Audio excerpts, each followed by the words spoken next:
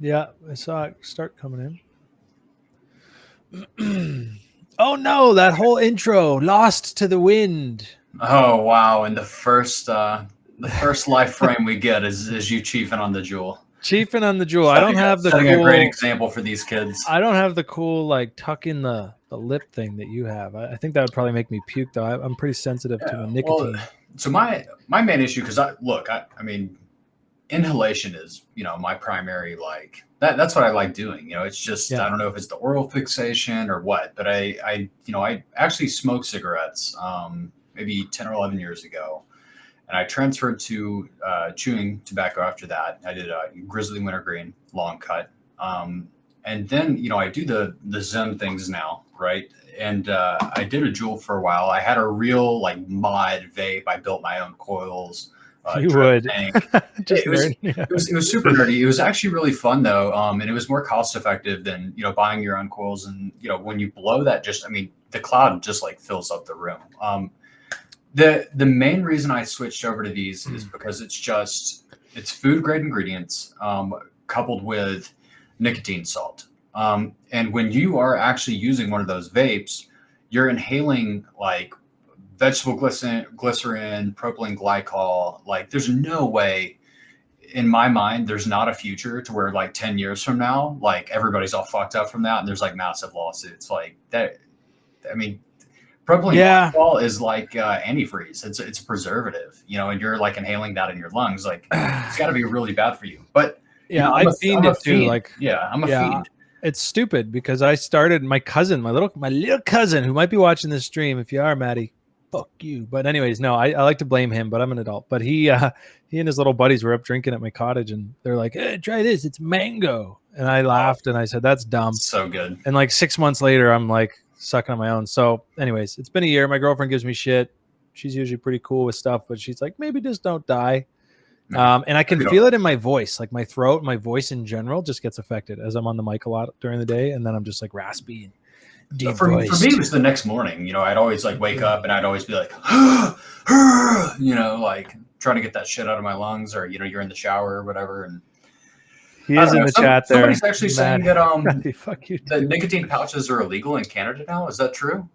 I would think so. I've never heard of them or seen them, and you talked about them. I was like, oh, that's interesting. But I mean, some serious lobbying, starting off, totally off topic on crypto. Just to start, guys, we did a whole crypto intro. Just for those of you who knew from TradingView, you probably saw it, but we skipped that now on YouTube because we missed the start of the stream. However, I just got a Peloton bike delivered to my house yesterday. Really? So that is my ticket. Have you ridden it yet? I haven't ridden it yet. It came in. It's just, today's the day. I'm riding it today, actually, probably closely after the stream because work. My wife has been begging for those, but I just don't know where to put it.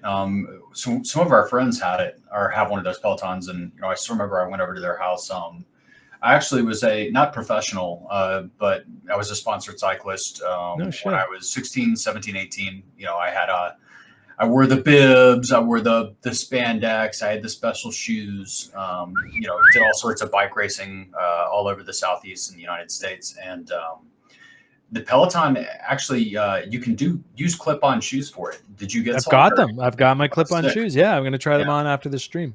It's really interesting because on a normal bike, the power is very staggered, but when you have the actual clip-on shoes, you're supposed to focus on pedaling in a really circular motion, which it gives you a lot more power because you're pushing and pulling, simultaneously. It's more of a complete circle. Yeah. So if you guys see me in the next week and I'm just looking butthurt and sore and kind of cranky, that's probably because I just destroyed myself on that bike. But either that or mega ripped. I am. I'm taking before pictures. I've been getting fat for 6 months now, and I'm just ready to get jacked up for the summer. So glad to say that arrived. Now, on to things that can help us in the market. Riding a Peloton can, being in shape can help. Yeah, no, it totally does. In shape myself. This I think market has just ruined my health. That's a really interesting tie-in because self-care, as a trader, you really are. You can have all the tools you want. You can have all the shit you want. But at the end of the day, you are a victim of your psychology, of your habits, of your health. And I actually trade better when I'm working out. Pre-COVID, I had a workout buddy. We meet, he happened to be in finance too. He worked at a fund. So I got some nice alpha with him while we were working out. Good buddy of mine, and the gyms are closed, and so that killed my routine. I used to go every day at 5:30, and now I'm like sleeping until 9, just like eating Cheetos, like not actually, but I'm pumped. I'm pumped to get back to it. I got a little home gym set up. Haven't been using it much, so this is my new ticket. But at the end of the day, if you want to do it, you'll find a way. If you don't, you'll find an excuse. Well, so the level I'm on right now, we just got back from Las Vegas, and of course, marijuana is illegal in Alabama, but it's not in Nevada. So we got a big bag of gummies. You throw them in the suitcase. You don't get in trouble or anything because they're not actually illegal there. They're just illegal here. Mhm. So I ate one of the edibles, and I ended up eating a whole pint of ice cream in bed last night. So that's about where I am health wise. I know the one, man. There's an ice cream shop down the street. We do a lot of that, and obviously my lady's pregnant, so I'm like, here, have some ice cream. Is she asking you to go get her ice cream and pickles? And no, she hates pickles, but no, I'm a bit of a fiend for the ice cream as well, but I use her as an excuse when I go back for 3 more pints. I'm just do you guys have Ginny's ice cream in Canada? Never heard of Jimmy's. Ginny. Ginny's. Ginny's. No. Ginny's. Yeah, it's like the premier. It's so good. Oh, nice. It's like crazy good. We have Ed's Real Scoop. It's also homemade. Ed's is dank. Just in case anybody's wondering, we are going to dive into a whole lot of charts today. I've got a short list I want to look at. One of your favorite bags, MTA, just broke out, and then you mentioned that to me. I was like, oh, MTA. Talk about it a lot. I've traded it once or twice, but then I looked at it. I was like, holy shit, man! When picture perfect breakout, it was at $2, and I've got this Rook trading bag. We were talking a bit about this before stream, and I've got a long-term Rook position, and that position is an LP at Bancor. So I'm getting trading fees. I'm doing liquidity mining with that, et cetera, et cetera. But with the trading bag, long-term bag, I'm not too concerned about opportunity costs. But with the trading bag, I definitely am. And it was. I had like a moment, and I was even on 1inch, like pricing it out. Like what if I swap my trading bag over to MTA? MTA was about $2.10. But I was like, oh well, fuck. Like the slippage isn't that great. Rook is, substantially more liquid than MTA, and also, I already had so much MTA. But today, looking at that chart, which is one of the best looking setups in crypto right now, period, in my opinion. And it's interesting that it looks so good when everything else looks so shit. Like looking at that, I'm actually really regretting that decision not to swap it over. It sucks, but that's like a great example of like a bit of PTSD. I feel like maybe because like the setup was there, and I feel like if MTA hadn't like done stuff to my butt so many times already, like. I feel like I would have aped in that, but it's an emotional bag. It's an emotional bag for me. Like you try not to be a bag holder, you try not to be a community member, but I've been fucking with MTA now for like half a year, or actually longer than that. It's been it's been August. I remember you put me on track with it on August, and we traded it a little bit up here, but. This is the notorious breakdown where I just was like, okay, I'm done. I wish I had bailed out then, because little did I know, like, hey, we're gonna go to $1, like big valley, And even if you're a bull, and people do this all the time, they're like, you know what, I'm gonna sell. I'm bullish on it long term, but like, I always hate when people say like, oh, paper hands. I'm like, bro, I'm gonna sell this because I know I can 5x my bag just paper by hands ain't a bad thing. No, man, people talk about paper hands. You know what you're doing and you can spot it. And here's the sick thing: when this broke down, I just told myself like that level's gonna get a tag. Even through the bear market, Bitcoin came up to 14K and tagged some breakdown points, like, and then such a sick. Boop, boop, boop, boop. That's just the strangest volume profile, man. This here, yeah, it needs some filling in probably, and that's what we're doing right now. We're just kind of ranging through here. But when I see something come down into the reload zone, and then I breaks out here, got some nice volume on that to basically say, yeah, there's buyers behind this move. If this closes here, then it's like I'm in auto dip buy season, and that is interesting that you brought that up to my attention today, because look at alpha, and there's a few of these now that I just did a scan yesterday. Same thing here, come down to the reload zone. Looks good. Nice breakout, and so it did get the close today. So this pullback today is not like, oh, rejected. Like this is the fill zone for me, and then curve. So I did this scan, and we're actually getting a lot of this today. And this is a significant candle. It's not just like, ooh, a nice up day. Like it's one of those signal candles to me. So I'm kind of, I'm getting close to firing on all cylinders when it comes to trading versus Bitcoin, because look at Bitcoin. It's just sitting up here. Yeah, it's not doing shit. It's just Chop City, and it just sucks because like we're so used to, okay, Bitcoin's going up now, or anything else is going up, and you have that euphoria and you have that follow through, and it goes up, today, and then it goes up tomorrow, and then it goes up the next day, and I feel like now we're just in a situation where, one day it's up and everybody's like excited about it, and then the next day it's just like back down again, and then it's back up again. I know a lot of margin traders are chopping up their accounts right now, because they're trying to be directional traders, and it's just kind of a difficult thing to do.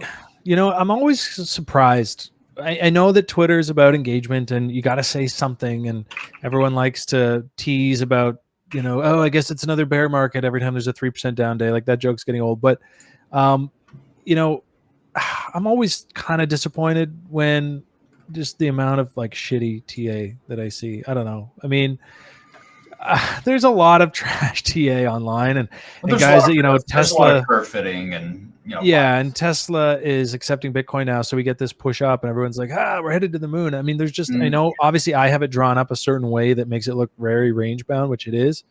I saw another, just looks like a descending wedge forming there. Yeah. That's the thing I was going to mention. Like for the sake of, fairness, I'll say like there is sort of this messy looking one here, but this kind of wedge forming up. And look, there's 100 ways to skin the cat. If you find one that works, great. But I'm just always kind of disappointed when I see things like, there's clear exhaustion on high time frames, a big smackdown after that like strong trend, which often kicks things into consolidation. And that's good as long as you recognize it for what it is. If you're sitting here, like you said, buddy's trying to catch trends out of this, trying to long every dip, and you just get chopped up. But if you can spot this kind of fib pong consolidation coming, then you can understand how to short range highs and buy dips at EQs and lows, or B, just like where's the action in the market? And right now the action is in altcoins, right? We got Bitcoin dominance just coiling up here. If it breaks down, holy fuck. But it is really interesting, when you look at the macro structure of Bitcoin, and that BTCD chart is just, it looks like, fuck, this shit's been going sideways since the beginning of February. But it is really interesting when you actually look at BTC. You've got those three drives there. That's a bit concerning. I see what you're saying. Just on high time frames, because everybody, of course, is looking for a continuation. But Bitcoin really has had no chill at all for months and months and months. Every single time it pulls back, it's, rather than having some kind of extreme pullback where everybody really shits their pants, it seems to be more of a situation to where, hey, now we've got somebody else announced that they just bought $200 million in Bitcoin, or, like something like that. And then but that news is going to stop having the same impact eventually. Like, it's like, okay. I think it already has. It's become a known. Tesla announced accepting Bitcoin, which is great news. That's very bullish. But they're, that was kind of a known thing. I think it was pretty clear that they would eventually accept Bitcoin. I don't know that that's like, if they announced that in the absence of everything else Elon Musk has done, you'd be like, holy fuck, that's huge. But the bottom line is we're just losing momentum here. Yeah, we are losing momentum. I think we need to cool it. And that's really good news, because it's going to be that season, I think, where, man, that Bitcoin looks expensive, but look at these altcoins. And a lot of this Bitcoin selling, in my opinion, probably a lot of it's rotating into altcoins, not necessarily fiat exiting, right? It is really interesting. So, do you use Nansen AI? I don't. And you know what? I really want to learn it. So if you want to talk about Nansen, I'm listening. Yeah, we can talk about a bit of Nansen. So Nansen actually algorithmically and by hand has labeled several wallets that they consider to be smart money. I only mentioned that because, I'm one of them. But anyway, not too smart recently, but once upon a time. So anyway, it's interesting because they can then aggregate the actions of the, quote, quote, smart money. And some of these guys are just guys that have done really well. Some of these wallets are whale wallets. I don't think all of them are whale wallets, but the idea here is that these guys are, educated, informed participants. And they've actually got an indicator now, which shows you the stablecoin percentage allocation of the smart money. And it's really interesting, from a period of, I saw you tweet that yesterday. Yeah. And yeah. I'll look at this exact chart because, I also posted it in our Discord. And while I'm looking for this, guys, if you are here, we got 200 people watching. Please give our channel a subscription. Please hit that like button. I know that's like the stupidest shit ever, but that if you don't do those things, RandomTask and I aren't going to have a job. So we need you to get on that. Yeah. When they go to the board to try to, justify having us on the payroll, making a channel, we need to show growth metrics, guys. Come on. These growth metrics, and if we're not showing these growth metrics, then you guys don't get to watch us anymore. So please hit that thumbs up, or if you think we're assholes, hit the thumbs down. But I've got this chart pulled up, and I'm actually going to send this to your Telegram because I know you're set up for screen share. And what it's actually showing is this percent allocation of stablecoins for the smart money. And from maybe like May 10th to the present, smart money has been going to stablecoins, which is really interesting. Now, somebody asked Nansen on Twitter, and they wanted to know, do you guys track the farms? Or are these guys moving to stablecoins because they're farming or this or that? But for me, it kind of looks like a bit of de-risking. And we saw a similar spike early July, which shows that this indicator isn't like an end all be all, like, holy shit, if everybody goes to stables, the party's over. But it is interesting nonetheless. I'm not quite sure how to. No, actually, I saw this tweet when you put it out yesterday, and I kind of analyzed it for a bit because, that's really good info. When you can see, Bitcoin inflows, and I know people like to scoff at that, but if I'm on the fence about something, and that's when I actually like nuked 70% of my portfolio a few weeks ago when that big drop happened right before. And the final push for me was seeing a massive inflow of Bitcoin. You just can't hide that shit. When whales want to push the market down, when they want to put a top in, when they decide they're going to rug it, they have to put their Bitcoin on an exchange to some extent. OTC, whatever. And oftentimes you figure they do it as a signal too. They're like, yeah, we're going to dump it. We're going to let everyone know we're dumping it. And maybe they just got margin shorts, but they moved some spot over to let everyone know to like basically. The on-chain metrics for Bitcoin still look pretty good, right? Aren't there still outflows from exchanges? Yeah, no. I checked in with my guy the other day, who I kind of count on for the Bitcoin inflows, and he said, "Yeah, there's nothing really happening that's that significant." Let me see if I can find what he shared with me. Interesting. Yeah. So is this the inflows? And guys, while he's looking for that, I'm actually opening a notepad on my computer. If you guys want us to take a look at some things. Now, first and foremost, we're not here to pump your shitcoin. Like, please do not make any suggestions that are like 1 million, market cap. Like, that's not what we're about. That's not what we're trying to do. I'm gonna put a floor at a $10 million market cap, and even that's a bit fee. But if you have something and it's at least a $10 million market cap, and this is circulating, don't pull any of this fully diluted. Oh, it's $100,000 market cap, but it's 10 million fully diluted. That doesn't count. If you guys have some things you want us to look at today, what we're going to do is we're going to have random tasks on the charts, and we will chart your shitcoin. And then I am going to attempt to look at it and find it on Nansen, and maybe do a bit of quick FA on it. While RT is marking the charts up. So you guys get those in. I think we have time for maybe 4 or 5 user requests. Yeah, that sounds reasonable. Fucking look at my biggest bag. Now, this is not like a sneak attack where it's like, ooh, now that it's pumping up. I've been talking about this bag for months. It feels like months. Probably it's only been out since February. Okay, I've been talking about this bag since it came out. But I loaded up through this accumulation zone, and I just want to say, for any of the apes who have been sitting around looking up ID, I think it was brought to my attention by the trading pit. I'm not sure, but I love it, and I'm so pleased. Everest, right? Yeah, Everest ID. I'm just so pleased to see it waking up, and we did spot some activity from SBF Alameda wallets, loading up bags basically every hour. And that chart looks pretty good. Week, and like this volume rising. I mean, ooh, buddy, tell me it gonna miss my chaos here. It makes you wonder. Yeah, I mean, well, they're partnered, so it's not a mystery, but it's just cool to see that they're buying now, and that could mean listing, that could mean whatever. I mean, what it does mean to me is that the bottom is in, and I don't know that 89 cents is the sexiest place to be buying it. Obviously, that's been sexy around 40 to 50, but god damn, am I excited for ID. So the three tokens that I've chosen so far from the list are ALCX. That's Alchemix. You know, I'm sure you've heard a lot of buzz on Twitter about that. I'm not quite sure what they're about or what they're doing, but I do know that fits the bill. I've also got Vesper in here, and I put ZRX there as well.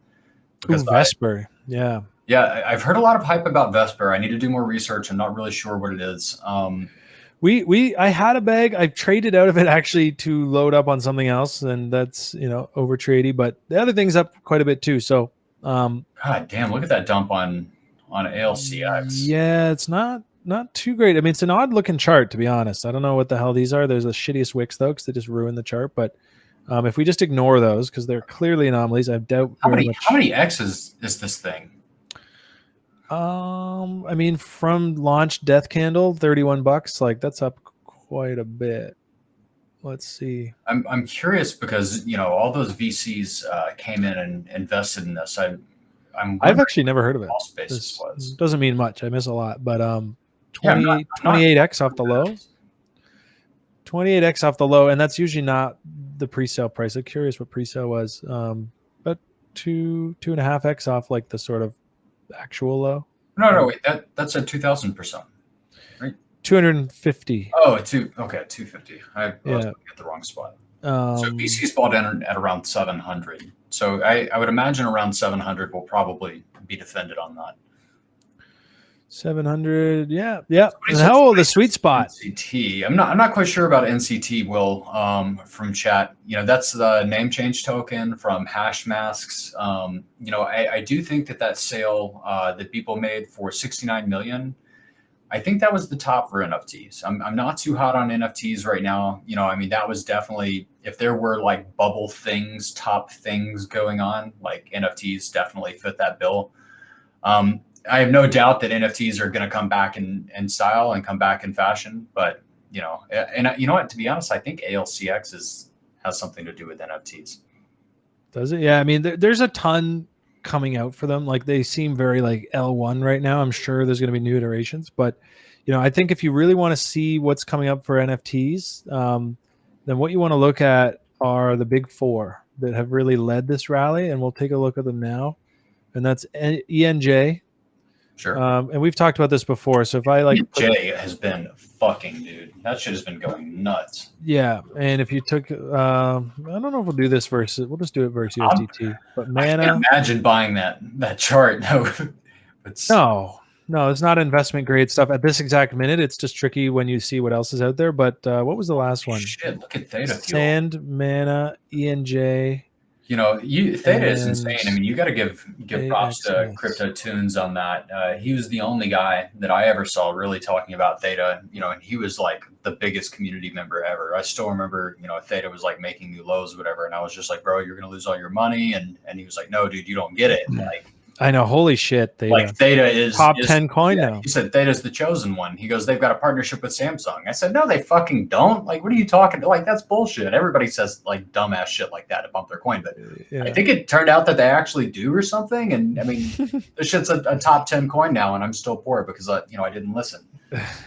Yeah, and actually, I spent a lot of time last quarter, I think Q3 or 4, shorting Theta, and I made good money like scalping it in this one range.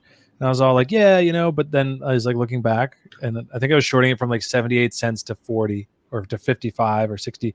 And now it's like, I don't know, $15, $12. Holy shit. Which we're going to check out LUKSO too. So even when you make money, shorting in a bull market is not alpha. But look, if I want to call tops on NFTs, if I want to say that, that whole market-wide thing is going to roll over, then I need to see that on the leaders. And from my perspective, the leaders through this previous cycle have been ENJ, Mana, AXS, and Sand, and they all kind of broke together.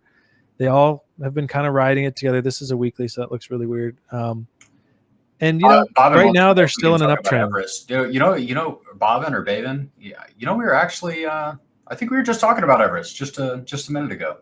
Yeah, it was the first one I pulled up. I can't get enough of it. When you have, and this is one I take out of your book, Messy, is the idea of just like spotting value, spotting opportunity, having conviction, and just sitting on your fucking hands. It's hard, man. And I don't do that very well generally. I have so many more stories where I moved on from something. I'm not sure anybody does that well, man. It's really, really hard to do. And I mean, I got to tell you, like, I'm not even that drawn down for my all-time high because I had some good moves towards the end of all the madness. I actually had some, I had Bancorp pump and I went really hard in that.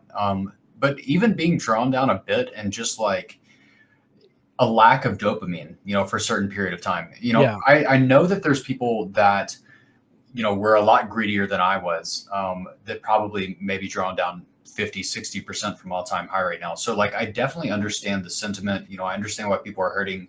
I'm drawn down like 20% from my all-time high right now. And it's, I feel like I haven't had really anything that's been going up, or, if I do have something to go up, it's like MTA is up right now, but everything fucking else is down. So I'm looking at my portfolio and, there's no net change on that. Yeah, the rotation game, you just can't have it straight up. So if you're rotating and you're rotating well, you can have dopamine every week, but it's a riskier bet. And, generally speaking, I have a hard time, there's so many coins this year where I had a nice fat bag. I mean, even as recently as like VSP, which is one somebody requested. Well, let's just go over to Vesper token right now. Now I had to reboot my computer today, so all my charts are reset. So that sucks. Thank you, ChartX, for not saving charts. ChartX, however, save your charts. No, they save certain elements of the template, like color schemes, but they don't save the actual ink. So that's too bad. But VSP, the apes put me on to VSP right here, and it was the perfect day for it. It had just broken out. It retested. I woke up and bought, $42, and it was great. And then through here, I just was like, I'm going to ape into BitClout. And I sold all my VSP to buy more BitClout. And now I'm looking back like, very nice. I mean, it's fine. I don't care. But, I didn't have the conviction on this one. I wasn't as set in stone.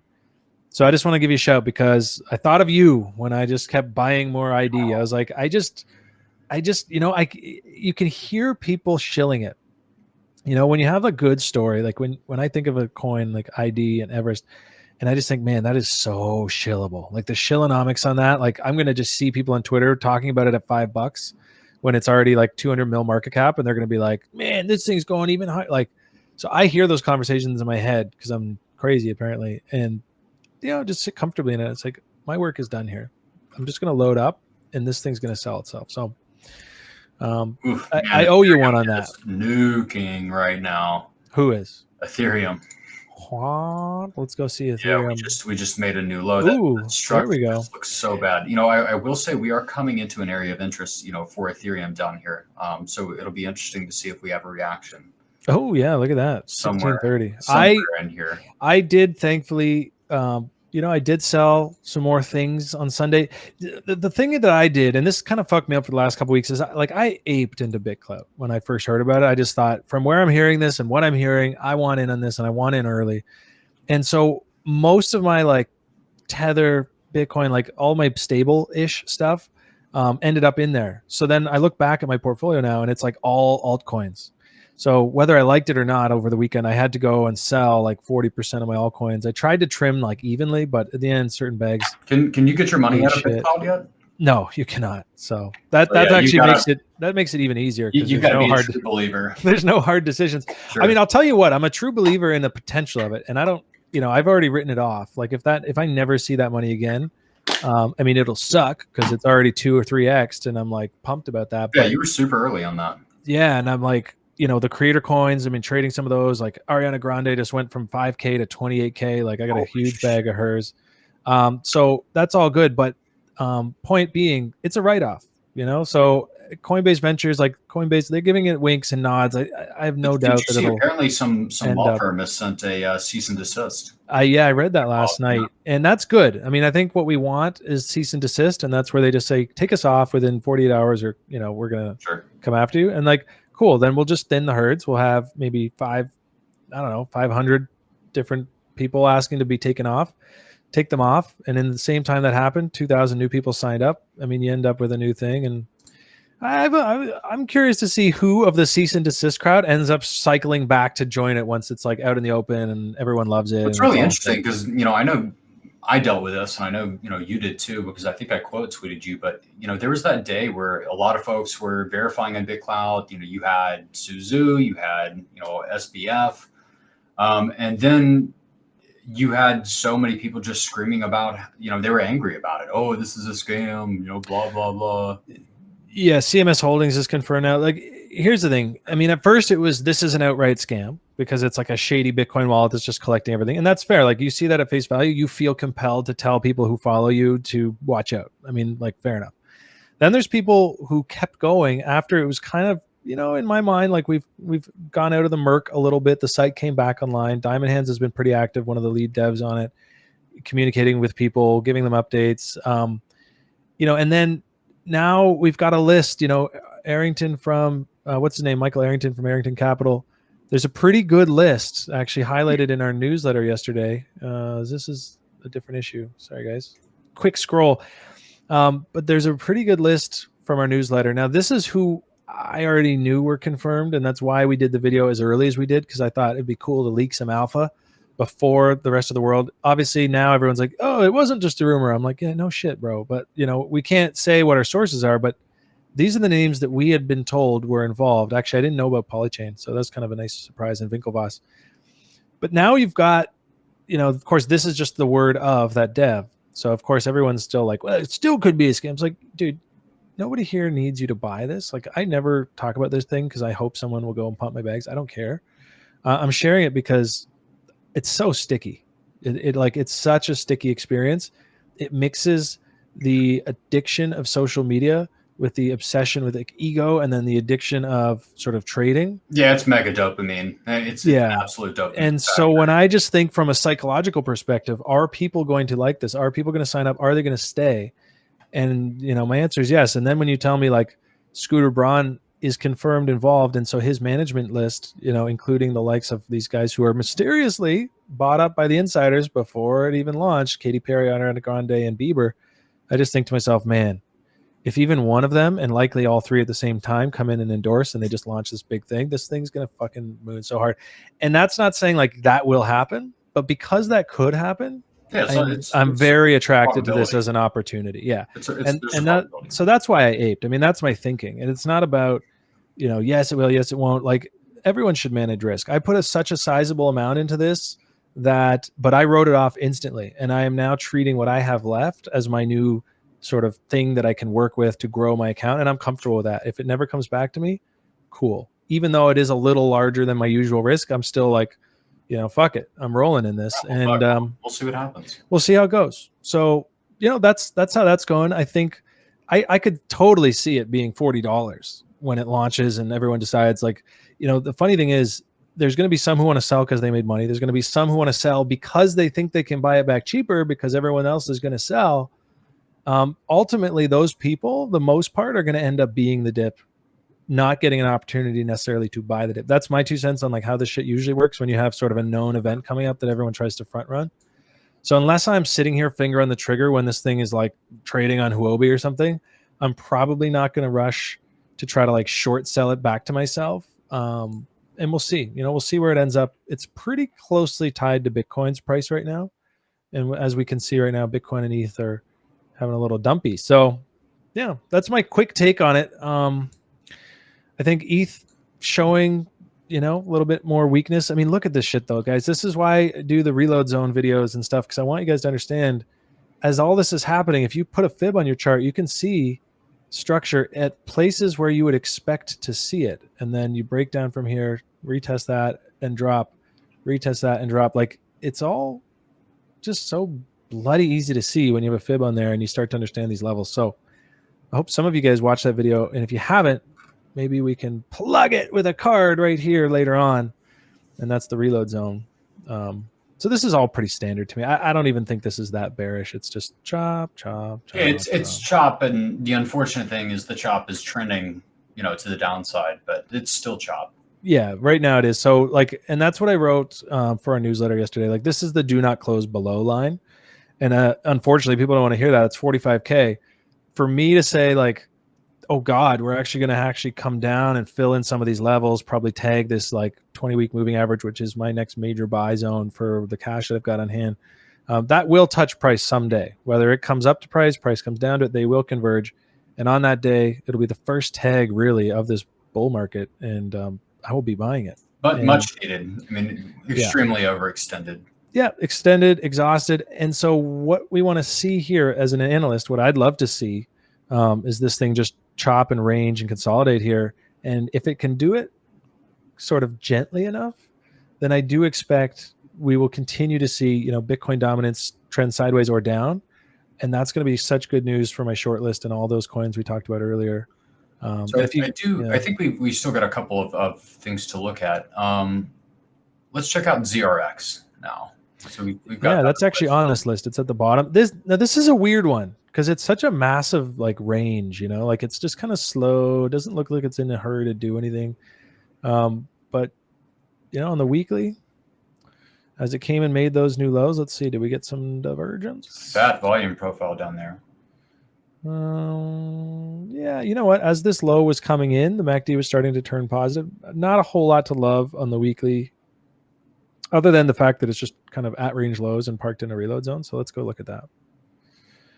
So that's not the best looking chart I've ever seen. No, it's not. And I'll tell you mostly why is because there's not certainly in a decent location, right? You have the low, nice breakout on volume, back into the reload zone. Like this is where I want to take interest in coins, but I don't see a ton of buy volume. I mean, I definitely see somebody trying to put a bottom into this thing, but yeah, it doesn't have like doesn't have like a clean accumulation range where it's flat too. It's kind of like it came down into one. And so it's, I don't know, doesn't look like a completed bottom to me, but I would expect this to be the low for the foreseeable future. So whatever that's worth, but that's like a huge drawdown. That's like a 70% drawdown. So whatever, but. So we also have LUKSO, LUKSO. Apparently this is an NFT project as well. Ooh, uh-oh. Is it not on there? Oh no, it's here. No, it's good. I mean, it's had a sick run, and now it's like DeFi summer just ended. That looks smoked. I mean, very clear complacency leg, extreme upside. And so what? That went 30x. Yeah. Well, let's see. Let's dig in just a little bit. So here's the thing, guys. When you want to look for a top, and I don't know about long term, but midterm, like local, you want to see a few things. And rarely do you get a top when the last push higher was on new highs in volume. And that was this. So right here, I'd be looking at it and be like, it's probably got more left in the tank. On that next push up, no volume follow-up, lower high in volume. What else happened on that next push up? A lower high on the RSI. So internally, this thing was losing steam even as it made those all-time highs. That's how I look for midterm tops. And then you get that break below this midpoint here. And that's where you get that. That's the bearish market structure confirmed. So once this pulled back up, look at that. It's just a nice little tap on the short reload zone. And that was it. That's when the bears step in. They say, fuck this. We're putting a top in it. So yeah, this one's got to cool down. And the more that I get into this kind of stuff, the better I am at recognizing that and just being patient. Because after DeFi summer, nobody wanted to listen to us on Hero Labs Live. And we were just like, this thing's probably going to have to take a few months. And it gets ugly. And I don't know, I don't know where how it'll get down here, but it'll probably be, some really ugly shit like this. Yeah. So, I mean, this is a really nice telegraph of how tops come in. And again, I don't know anything about the project. So if you're a super big fan, you got in super cheap, or you wanted me to say something else, cool, but that's just what the TA says. And whales see that. And even bulls up here, big whales that are saying this thing's going to $500, whatever, they want more. And they want more, and they're going to put their bids in. They're going to put a bottom in it as low as they possibly can. And that very often ends up being levels like these. So we also have AMC on the list. That's Anchor. Apparently they offer a fixed APY on stables or something like that. Oh, I love fixed APY products. Very bullish on fixed APYs. Because when the bear market comes, and it will, from one level to another, whether that's from 300K down to 50K Bitcoin, like whatever that ends up being, all of the borrow lending yields that are paid in vegetable tokens, they're just going to get smashed to shit. This looks smoked. Yeah. I mean, it didn't have its day in the sun yet. Almost, it kind of had. So this is like that. Dan has a name for it. It's like the something cycle, and it's like where something Gartner cycle, where something comes out. It's hype. All the guys who couldn't get pre-sale decide to get in, and now they're in. And then the pre-salers and everybody, and then they all kind of get out. They take their profits, and then we find a new low, and we chill, and then it finds, then it gets its chance. And we're seeing that with ID. That's exactly what ID has done. Not to keep going back to my favorite chart, but just so somebody can recognize that. Same thing here, right? So you get the launch, comes down into that, and now it's going to break out. So I could see something like that for this one. The question is, how to wait for that. And typically what you want to see once you drop a reload zone like this, and who knows how relevant this lowest candle is here. It's kind of weird. But what you want to see is once it gets into your levels, just say that's here. You want to get some momentum indicators and see if as it comes in to make that final low, did the momentum indicator make a higher low? Did the RSI make a higher low? And if it did, now you've got some sense that, okay, this downtrend is slowing, it's ready to reverse. And then my last step is just to wait for the actual reversal and then just start buying the new higher lows. So whenever that comes, who knows? We had a couple of questions about Ethereum Bitcoin. Ooh. We're going to take a look at that. Yeah, I've got a chart. Oh, God. Oh, buddy. That got smoked today. Jesus. It hasn't been a great March for Ethereum. We had that nice bounce there, early March. And I mean, the bounce has been fully retraced. We're below where that bounce occurred. Oh, like up here. Yeah. Mm-hmm. Yeah. And this was the big breakout on the weekly. I mean, this was super exciting. It was like, oh my God, melting faces going to 0.55. And then even through here, tap the sweet spot, did everything I just talked about, right? The bullish divergence, market structure breakout. I mean, this thing, and this is a really good example, perhaps while we're chatting about why even the best looking setups, you just don't. It did look really nice. Yeah. You just don't risk the house, even with location, check, bullish divergence, check, bullish market structure breakout, check. That's 3 reasons. That's my normal setup. That doesn't mean, all these extra reasons I'm going to go big. And even then, look right here, boom, stop loss would have hit right here. Like I said, I don't trade this pair, but that's now, if you trade with risk management, that's just one loss trade. You're going to lose 40 to 50% of your trades. No big deal. Anyone who margined up and tried to shoot the home run here, like they just ate shit. And that's really how you eat yourself up on an account. So it's on support right now. I think if we break down here, it could get quite ugly. But we'll see what happens. Yeah. I mean, when I first put, I think there was a tweet in the midst of this. I think I put out 4 or 5, but one of the comments was like, a sweep of this low before finally making a move would be so ETH BTC. Like it's such a whale coin. They just move it so heavily, thousands and thousands of ETH per order. So if it, it could close bullish and then it wouldn't wait around though. I mean, when when this thing's going to reverse, it'll move fast. And that's what we saw right here.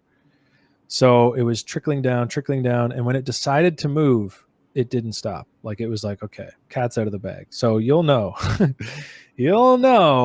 And that's the nice thing about not really trading this pair. I don't care if I catch it. I just want to know when it's moving, because then I can expect some real fireworks for all the bags I am trading. So I don't know. My thesis is still that ETH dominance is probably going to get chopped up and divided by a lot of other top platform blockchains, and that second place slot that it's got is going to get less and less comfy over the next year while ETH2 rolls out. And that's not like death to Ethereum. It's more just like share the fucking cake. So we'll see. So some quick thoughts on, UniV3, because I think you and I discussed this, a bit before we started. UniV3 is interesting for anybody that isn't aware, because it actually allows you to do some more complicated things as a market maker. So I was just thinking about it, and we had DEXs on Ethereum for a long time. You had the OG implementation of Bancor, which is arguably the first AMM. And that didn't catch on because of the requirement for teams to come in and purchase the BNT for pairing their token against. Uniswap really blew open the doors for that, when anybody could be an LP. You could pair, anything against anything, basically. They had routing, et cetera, et cetera. But the thing that allowed the AMM to be so successful was the fact that now, for the first time ever, one click, essentially, anybody can come in, anybody can be a market maker. And because of this, you had a lot of people that were able to come in and provide liquidity and, get those fees. That was something totally new. And also, Uniswap was composable in the sense that, when you deposited your liquidity, you were given these LP tokens. And then you could take those LP tokens and you could go farm with them. So it is really interesting to see UniV3 seems to break composability through their NFT system. I'm not quite sure how that's going to work, and I'm not quite sure how that's going to be extremely composable with everything else, especially considering that, there's already concerns about composability in level 2. And it's also interesting that now you have a situation to where, in the past, like, to effectively market make, you've got to be a professional, and that's why I don't think these DEXs of old really ever caught on. Even IDEX, which had this hybrid L1, L2 setup, it never really caught on because the liquidity wasn't there. And, when there's no liquidity, there's no traders. Traders aren't going to come, especially for an inferior user experience, play in a lower liquidity environment. And now we're in a situation to where you've got UniV3, which says, hey, now I can define a range, for which to actually provide my liquidity. And we're going to take all of these different bonding curves from all of these different ranges, and we're going to assimilate, we're going to put all those bonding curves together. But it's a really interesting situation, because if you don't know what you're doing, you can get absolutely smoked by this new scheme. I mean, the permanent loss could be absolutely insane. I mean, this is really just kind of setting the stage for pros to come in. That's what it is. Are the pros there? Are they here?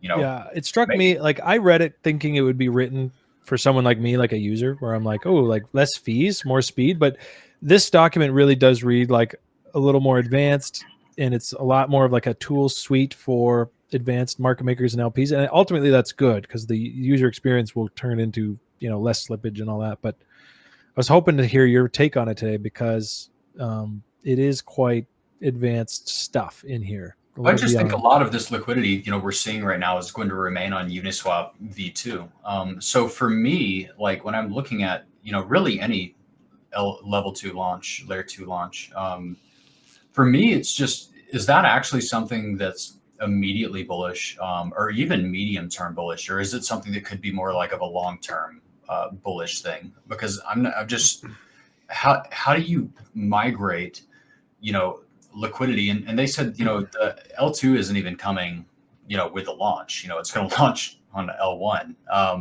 It just makes me wonder, is the liquidity going to be able to migrate? I know you and I were talking about how there's a ton of liquidity that's locked up in UniV2. There's a lot of burnt liquidity tokens, which even that I don't fully understand. But things like, stake your liquidity here indefinitely, and you'll get all these sweet ass rewards. It's like, well, that liquidity's stuck now forever. It's locked. So they're going to have to route pretty aggressively back to V2 to some extent, I think.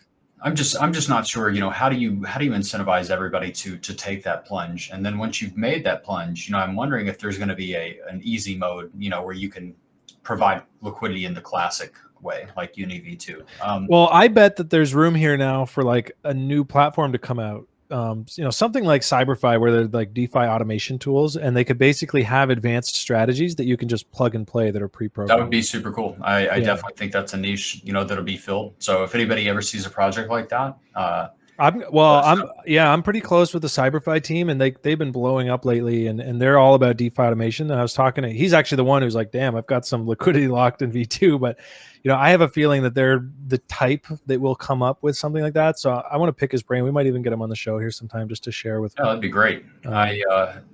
The Delphi guys, which are some of the Hxro investors, we're talking about something called Tokamak or something like that. And, I think that they're doing something similar to what we're discussing. I haven't seen a token launch or anything yet, but, it's something I've got my eyes on. Delphi, it seems to be early on a lot of things. So, if they're interested. Yeah, those guys are well endowed. This is CyberFi's chart, man. I mean, this thing has been just a breath of fresh air in my portfolio the last few months. And it was stupidly undervalued. I mean, all the way through here, it was like a 2 million market cap, like 6 million fully diluted. I mean, it's pretty dope. What was it early 2021?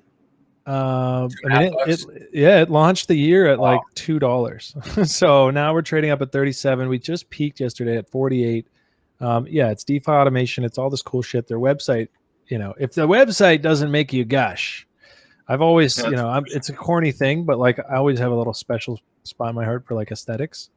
But they just launched like a launch pad and a stake pad, and so anyways, they're doing cool shit. I think with all of these new V3 protocols and all this shit launching, if anything, I think that makes me more bullish on aggregators than anything else. I think aggregators, in terms of where DeFi is headed in the future, I think that the vast majority of people are going to be interacting with these DeFi systems through aggregators. You get better rates, simplified user experience. Right now, the only ones that I know of that have tokens are 1inch, and then there's also Octo. But I mean, Octo is a small team. 1inch are literally like, those guys are gods. Like they're, trailblazers. I think they did some of the early work on synthetics. I don't think I liked it 2 weeks ago when I charted it. I put the bearish market structure, but that's the market structure on that looks really bad, because you've got a clear, retest of that level right there, a rejection. And, when I'm trying to look out below, there's just not that much below. No, it's going to probably fill this in, and that's cool. Like, as a trader, this is the best shit. Like, I actually don't give a shit. Even if I'm holding it, I'm like, okay, sell it, because, I think the stress in markets, the most of it comes when you are married to a bag. And then you feel like, well, if my bag's not going up, then I'm in a bad place. I'm in a bad mood. Like, I'm fucked. And so, I look at this. I'm like, cool. Okay. So we'll see you down here. We'll pick you up in the reload zone. We'll get a little reversal. We'll see where we're at. But that's probably, maybe that's a little bit away. Maybe I'm down there to 250 or so. Yeah. But I mean, we're not out of the range yet. We're just kind of in this range. I don't want to put the cart before the horse, but sure. On a high time frame, it just looks cooked, and that's cool, man. And to your point, what you said this could be bullish for these tokens. Well, they're talking about launching in May, and that would put it, having a bullish catalyst somewhere, a solid month or two, for this to either continue to go sideways or end up dumping. And even then, here's the thing: like, the aggregators really don't become that important until these new protocols and whatever's like actually get adoption. So, I mean, there might be even, more lag beyond, a couple of months. I know 1inch moves really fast, but. Yeah. So, I mean, maybe you get something like that, and, and then suddenly there's a catalyst and they get a little use, and into the end of Q2, we're just flying. So that actually aligns really well with sort of the general ebb and flow that I see on this chart coming up. And, we end up getting down here for the ultimate retest, and that's kind of dope. I'm going to have to keep an eye on that. In fact, I'm going to put an alert at 287 to remind me to come back to this. It's certainly liquid, and they're on Binance Smart. They're doing multi-chain. I mean, in the future, imagine a future to where liquidity is aggregated, cross-chain, cross-layer, like imagine going in to buy Ethereum, and it takes some Ethereum from, Binance Smart Chain, from ETH, from Polkadot, from all these different places. You know, it grabs some from, you know, something on a L2 rollup, like, you know, Uniswap or Bancor or something like that. It's an interesting situation. Yeah, it's going to be interesting to watch that roll out. And I mean, it may, I personally am not a fan of the Uni chart either. I can't say I traded it well enough through this, but as far as like, I mean, first of all, the V3 info is out now. So was that some kind of catalyst that maybe is like, okay, we can. That looks smoked. Yeah. I mean, you've got momentum just rolling over left and right, and it has been for a while. I mean, got a little bit of a new high here, but nothing on the last high. One of the things that was really disappointing for the whole Uni V3 announcement was there's still absolutely zero utility for the token. It's actually a really controversial topic, because voting in utility beyond just voting for that token, you know, voting in some form of value accrual, is directly at odds with liquidity providers. So, you know, if the people that actually have those governance rights are at odds with the liquidity providers, it's just a really bad situation. You know, it's kind of like, hey, you know, let's vote to pay ourselves 40% of fees, but then you're taking these fees straight out of these LPs' pockets. Yeah, it's kind of a catch-22. You want to reward token holders, but who's that money going to come from? And now they have 3 different fee tiers as well coming in. So they're going to have like up to a 1% fee possibility. Oh, is there anywhere to short Uni on chain? Ooh, on chain, I don't know. I would be shorting it on Binance. But yeah, I mean, we kind of just had a good sell the news catalyst. We've now got bearish market structure confirming. We'd have to close today's candle below this level. But you know, the nice thing is, like, once that happens, that's just the start of the setup for me. And then I draw, you know, wherever it ends up dumping to. And what I'm really looking at is trying to get short, you know, here or here next week. Because if it does break that and then it just trickles up, just make sure I don't get faked out and suddenly be like, oh no, it's a bull. It's like, no, that's actually when the short comes in. So this is just confirming, again, a possible short setup. They all fire. They probably hit and miss like 40 to 60% of the time, but it does look like you can short it on Fulcrum, which is the BZRX. Oh, and somebody mentioned you can buy Uni puts on Siren Protocol. Oh, wait, is it on TixWix? Yeah, it is. It's on TixWix. That's why I asked on chain, because, you know, that's not available. I might have to refresh here, but I want to get. I wouldn't mind buying some, like, you know, June or maybe like May puts, essentially some Tix contracts, because yeah, I'm not too bullish on it in the midterm. And then, you know, and then I don't have to worry. Like, so this is a really good example of like, okay, all of this shit that I'm talking about here, that's like focus, that's setting alerts, that's maybe not getting filled. But if I'm fairly confident that by early to mid-May, this thing's just going to be back down testing levels, I can just skip all this noise and pick like a nice mid-dated Uni tick. So let's see, ticks. Everywhere. I'm looking at Siren right now, and I can't get this damn thing to. So we're gonna touch that. Like, if we're retracing, we're probably gonna touch 15. So let me see where I can find some 15s. Uni Wix. I'm saying that looks like it could get pretty ugly. April 30th. It's not, maybe not enough time. Let's go to June. I want to buy some more time. Close above 15. No. So if I wanted to close below, yeah, it's like 450% return, 4.5x. Kind of like the yeses. I don't know why. Rather head of a yes. Not too many close belows though. Yes, close belows $4. Come on. It's too crazy. What are we going to touch? We're going to touch 15. See, like, yeah, that's interesting too. The options are only saying, it's basically saying, yes, there's a 67% chance that by the end of June we'll touch 15. And I would agree with that. So I can't say that's mispriced. I don't know if I have an alpha edge there, but so touch 15. So I'm looking, so there's some Uni puts on Siren. and that's with a $20 strike. But the expiration is just 2 days out. So I mean that just. Yeah, no. The one thing I've learned with options is I really like to have some time, and this is probably not the best, moment to be buying these either. Like after this nice 7-hour dump, but on the next little squeeze back up, maybe to test this level at 30, I could see myself piling into a few mid-dated ticks contracts here because yeah, I mean it's just takes the thinking out of it. In fact, one of my biggest trades last year was just buying what was it, the ETH 1800s back when it was like $600 or something, and I bought some for March 26. I can't believe it. We're still not even at that date, and those things cashed like months ago.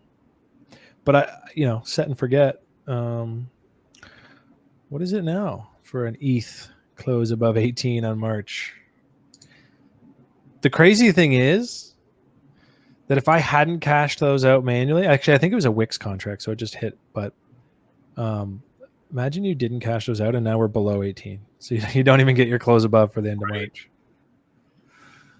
Those 17. What are those? What do the touch wicks look like for like April, June? For ETH? No, for Uni. Oh, I can check them. They're a little strange. They were really there wasn't a good spread of green and red, so I got to check in on that. But the wicks.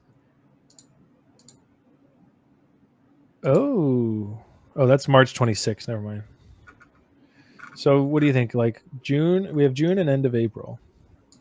The Junes, the multipliers aren't that great, and it doesn't look like the I mean, you make like 50% if it. Yeah, it's almost like when I see these on the dailies, and I can get a 40% return. Like BTC doesn't make a move today. I love those. But for 3 months of time, I don't know if I want. Is extremely high. I mean, we're looking at an 80% probability for. I wonder if it's because the market makers who are making the books on this site are also short as fuck on Uni. It's like they're putting the top in it right now. So they're like, yeah, we're not going to pay you much to bet on our side of the bet. I mean, there's a 64.3% market probability for a $10 touch on Uni by June 25th. Jesus. Quite a yeah. Like whoever these makers are, the market is telling us that it's heavy as fuck right now. So maybe this is a good warning sign. One of the things that I struggle with when I see this, because I do see, as you guys know, I do see Bitcoin is in this range here, which I don't even think is all that bearish. Obviously, it could break lows, and then by then you're like, oh fuck, maybe I should have been shorting more aggressively. But for now, it's just in a range. So I do see local downside, which I'm actually bullish on, because of how I'm trading it, which is on those altcoins versus Bitcoin. I picked up some KNC today. Now KNC will not escape today's dump. It's not going to suddenly moon while Bitcoin and everything's being volatile. But typically when you're trading against Bitcoin and it dumps, your pair may dump with it, but that's usually a dip to buy. And then once that settles and Bitcoin finds its feet again, these things start to move. That's been my experience. So LTO, really nice breakout from this. Look at this accumulation range on LTO.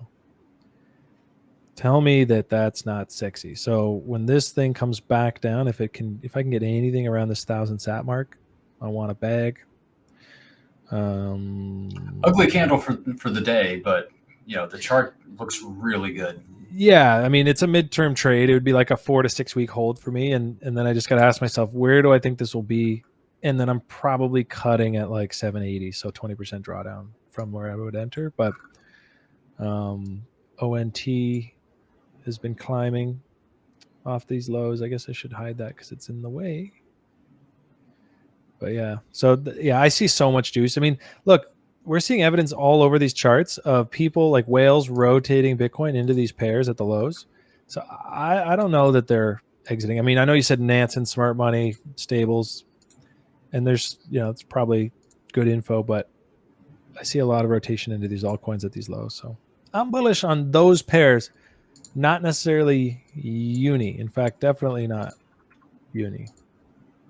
Uni, I want a short. I haven't had a good short in a while. This one looks ripe. It does look really good. I was thinking, we've been going for about an hour now, and we want to keep the show for about an hour. Do you have any final thoughts here? Final thoughts. I mean, not really. I think I just highlighted my whole thesis right now, which is like, trying not to get sucked into like, okay, Tesla's accepting Bitcoin. Cool. That's going to get you a little rally, but it's a downtrend. Right. So if you are, if I'm freaking out here and I'm thinking short and I'm trying to cut risk, I am not changing my mind when I just get those 2 4-hour candles. Look for something stronger. Look for, bullish divergence on this low here. And hopefully the MACD is making a higher low. Look for reversal. Like look for something strong so that you don't end up chopping yourself up through this. And then you get down to the sweetest spot, right in the sweet spot reload zone. And you're just so butthurt that you can't take the, pull the trigger. That would be my 2 cents, like my cleanup thought here. And cash is king. The cash is my largest position right now. It's not huge, but it's what do we got here? I don't know, 23-24%, and that's dry powder. You're ready to rock. You're honestly at this point you're rooting for a dip because I'm okay with it. Yeah, like I have more positions in than not, but yeah, I mean, this is if we do get one, you're gonna have some yeah. Like make no mistake about it, guys. This has been an absolutely wonderful rally. It is showing signs of exhaustion. Bitcoin, whatever you want to call it, whoever's buying it, it is expensive now relative to last quarter, whatever. And everyone who wants it, they want it as cheap as they can get it. So don't be surprised if we range here for a bit. And if this 20-week SMA ever comes in and I don't buy the shit out of it, I'm going to have to smack myself. So whenever that is, maybe a month. A straight teleportation. Would that be sick? Yeah. I mean, just like one of those days where, everybody's like full Wojak mode. Like, I feel like we haven't really had any of those, it's just been these really like Wojak painful, we hadn't had any days where people were just like out on Twitter, like, just full on like freaking out. Like if we had like a really, really strong, classic, like 40% Bitcoin dump in a couple of days, like that would scare the shit out of everyone. And I think that would be an interesting buying up. Yeah. I mean, right here, we had 26 over 2 days, and that's not even, it gets worse. So we'll see. For now, we're ranging. I am bullish on the corn, but I'm just not longing it here. I'm not interested in it above 50K. We'll see. We'll see down here. The Bitcoin I do have, I'm trading away for other shit that's going to outperform it, hopefully. We'll see. But yeah, that's my 2 cents. I think I've gone over it in a few different angles. I will say, guys, for anybody else or anybody that's still watching, final request, please hit the thumbs up button and subscribe. Show us some love, guys. The YouTube channel. This is our day job. I'm not feeling the love right now. I'm not feeling enough love. Hey, let's crack 100 likes, guys. Yes. As I said, we cracked 100. Thank you. You got to give them the love right now. You know what I'm talking about? Dr. Disrespect. Have you heard that? No. He's got a song. Give him the love, or it might be show him the love. But it's catchy. It's really catchy. It reminds me of the 90s dance tunes I used to play at my karate studio. It's about like Baby, that. Don't hurt me. Guys, you guys have been awesome today. Really good engagement on the stream. Glad we could have you here to chat with us in our semi-empty studio. Felt like it. Missing Dan and Rob today. Hopefully we'll get them back on next week. We'll give them a little scolding. Make sure that they book us properly. But, all good. And whatever you guys do, keep an eye on the channel. I'm going to be putting out usually a 10 to 20-minute video every day in between streams. I'll be live on Friday at 3 p.m. for a solo stream, possibly bringing on a guest. Not sure yet. But yeah, till next time, guys. It's been a pleasure, Messi, as always. And we'll see you back here on DeltaFi next Wednesday, guys. Have a great day. Whatever you do, always play from a position of strength. Let's do this.